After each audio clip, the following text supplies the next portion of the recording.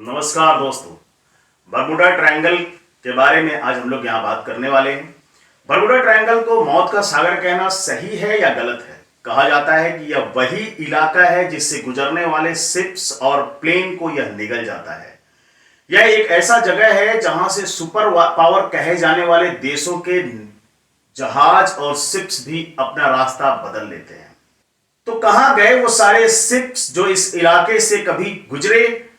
क्या यह Bermuda triangle में ही विलीन हो गए या समुद्र के सतह के नीचे कहीं पड़े हुए हैं, या यह हमारी दुनिया से अलग कहीं किसी और दुनिया में चले गए हैं? सच क्या है, रहस्य क्या है? आज के वीडियो में हम उठाएंगे इन रहस्यों से पर्दा। क्या है सच्चाई, क्या है विज्ञान, और क्या विज्ञान से आगे भी कुछ है?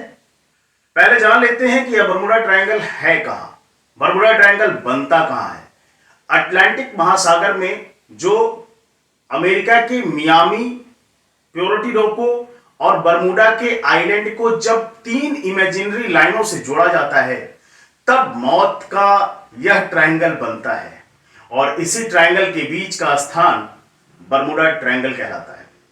इसका एरिया लगभग 3 लाख किलोमीटर से लेकर 5 लाख किलोमीटर तक है। ये कोई डेफिनेट बाउंड्री नहीं है, इसीलिए इसके एरिया को हम लोग 3 से 5 लाख किलोमीटर तक का एरिया कहते हैं। इसका एक्यूरेट कोई डिमार्केशन नहीं है। जब भी कोई शिप्स इन इलाकों से गुजरता था तो वो जनरली उसके साथ कुछ अप्रिय घटनाएं हो जाती थी और वो गायब हो जाते थे। जब क्रिस्टोफर कोलंबस भी इस रास्ते से जा रहे थे तो उन्होंने अपनी किताब में लिखा है कि वह इस रास्ते से गुजर रहे थे, तब अचानक से मौसम बहुत खराब हो जाता है, समुद्री लहरें बहुत तेज हो जाती हैं, जो बादलों में धुंध सा छा जाता है, बादलों में काफी तेज गड़गड़ाहट होती है और उनकी जहाज भी डिसबैलेंस हो जाती है।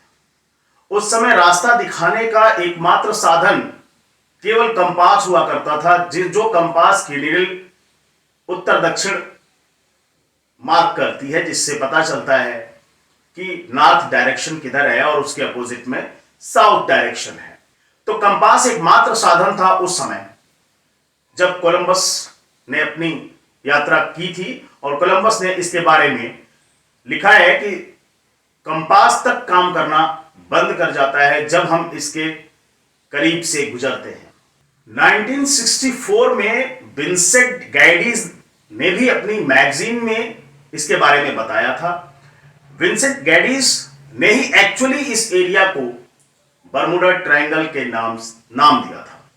उन्होंने बताया कि यह एरिया में जाने वाले जहाजों को ये जो सागर है वो निगल जाता है, इसलिए ही इस ट्रायंगल को रहस्यमय ट्रायंगल या डेविल ट्रायंगल भी बोला जाता है।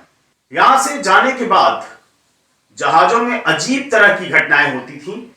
जहाज का इंजन कभी काम नहीं करता था, कभी वह समुद्र में फंसने लगते थे, कभी वहां पे तैरना मुश्किल हो जाता था और वो सिंक करके डूबने लगते थे। उनके सारे इलेक्ट्रॉनिक्स काम करना बंद कर देते थे, उनके कंपास बंद हो जाते थे, उनका नेविगेशन सिस्टम काम करना बंद कर जाता। ऐसी हजारों घटनाएं यहां पर हुई हैं। हम कुछ बहुत ही प्रसिद्ध घटनाओं के बारे में आगे बात करेंगे, चर्चा करेंगे।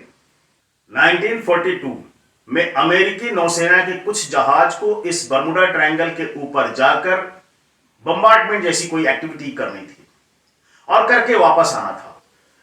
जब ये जहाज इस एरिया में इंटर करते हैं तो उनका नेविगेशन सिस्टम पूरी तरह से काम करना बंद कर देता है, उनका रेडियो स्टेशन से संपर्क टूट जाता है, उनमें लगे जो इलेक्ट्रॉनिक इंस्ट्रूमेंट्स हैं वो काम करना बंद कर देते थे और वह जहाज पूरी तरह से ध्वस्त हो गए और गायब हो गए। कुछ दिनों बाद एक रेस्क्यू टीम भेजी जाती है जो इनको खोजने के लिए, और वो रेस्क्यू टीम भी वहां गायब हो जाती है और उसका भी पता आज तक नहीं लगता। इस घटना के 6 महीने बाद 1942 दिसंबर में फिर से अमेरिकी नौसेना ने एक विमान जब फ्लोरिडा से उड़ान भरता है और इस बरमुडा ट्रायंगल के ऊपर जाता है तो उसका भी कंपास काम करना बंद कर देता है। पायलट इसकी सूचना देते हैं कि मेरा रडार काम नहीं कर रहा है, मेरा नेविगेशन सिस्टम बंद हो गया है, मौसम बहुत खराब है, और अंत में यह भी प्लेन ध्वस्त हो जाता है। फिर इसके बैकअप में एक रेस्क्यू टीम भेजी जाती है और वो भी आज तक वापस नहीं आती है, उसका भी कुछ भी पता लगाया नहीं जा सका। तो कहां चले जाते हैं ये प्लेन्स, ये शिप्स जो बर्मुडा ट्रायंगल के आसपास से या बर्मुडा ट्रायंगल के ऊपर से गुजरते हैं। 1970 में एक पायलट यहां से लौट कर आए थे जिनका नाम था ब्रूस जर्नर। उन्होंने बताया कि जब उनका जहाज बर्मुडा ट्रायंगल के ऊपर से गुजर रहा था तो अचानक मौसम बिगड़ने लगा, सामने बादलों का धुआं छाने लगा और धुआं में कुछ भी दिखाई नहीं दे रहा था। इन्होंने भी आंखें बंद करके अपनी प्लेन को आगे बढ़ाते रहे और लगभग 3 मिनट तक ये उसी धुंध में चलते रहे। और जब 3 मिनट के बाद वो इस धुंध से बाहर आए तो इन्होंने अपनी प्लेन को लैंड कराया और तब पाया कि ये लगभग इस 3 मिनट में ये 150 किलोमीटर की यात्रा तय कर ली है। यानी जो स्पीड उस समय उनके जहाज की थी, जो कि एक पैसेंजर जहाज था, वो पैसेंजर जहाज उस स्पीड को प्राप्त नहीं कर सकता था। इतनी स्पीड केवल कुछ रॉकेट्स या लड़ाकू विमान के ही हो सकते थे, जिस स्पीड से उन्होंने इस धुंध को पार किया था। तो ब्रूस जर्नर ने अपनी कहानी को बताया, कुछ मिस्ट्रीज वहां से लोगों को सॉल्व करने में मदद मिली। बहुत लंबे समय तक बर्मुडा ट्रायंगल लोगों के लिए एक रहस्य, एक गुत्थी बनी रही, जिसे समझ पाना सामान्य आदमी के बस की बात नहीं थी। लेकिन अब इस रहस्य से पर्दा उठाएंगे और आज की डेट में बर्मुडा ट्रायंगल पूरे विश्व के 10 उन खतरनाक से खतरनाक जगहों में बात करें तो विश्व के उन 10 खतरनाक जगहों में भी आज बर्मुडा ट्रायंगल को जगह नहीं मिल पाई है। इसका मतलब है कि यहां जो भी चीजें थी वो एक कहानी थी और विज्ञान था। तो कहानी कैसे बन जाती है आपको पता है। जब भी कोई इसके बारे में बात करता है, एक आदमी से 2 आदमी, 2 आदमी से 4 आदमी, और ये धीरे धीरे एक न्यूक्लियर बम की तरह पूरे विश्व में फैल गई।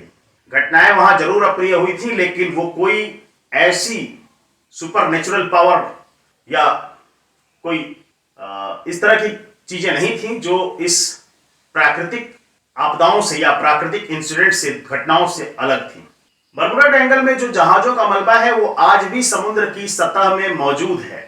यहाँ का जो एरिया है उसके नीचे बहुत सारे ज्वालामुखी हैं और जब ये ज्वालामुखी फटते हैं तो इन ज्वालामुखी के फटने से यहाँ बहुत सारी गर्म गैसेस निकलती हैं, जिसमें मीथेन मुख्य रूप से पाया जाता है।